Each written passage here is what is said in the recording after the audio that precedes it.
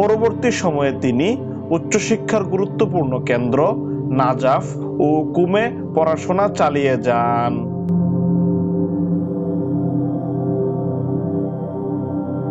কুমে অধ্যয়নকালে তিনি বেশ কয়েকজন প্রখ্যাত আলেমের সান্নিধ্যে আসেন। তার মধ্যে ছিলেন আয়াতুল্লাহ রুহুল্লাহ খামেনি, যিনি ছিলেন ইরানের প্রথম সর্বোচ্চ ধর্মীয় নেতা ও ইরান ইসলামী প্রজাতন্ত্রের স্থপতি।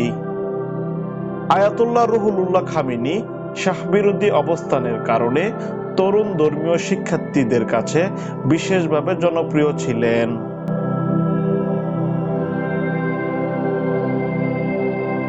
আয়াতুল্লাহ আলী খামেনি নিজেও ফিকহ, ইসলামী আইনশাস্ত্র ও তাফসির বিষয়ে পাঠদান শুরু করেন। এর মাধ্যমে বিশেষ করে রাজতন্ত্রে হতাশ তরুণ শিক্ষার্থীদের মধ্যে তিনি প্রভাব বিস্তার করতে সক্ষম হন।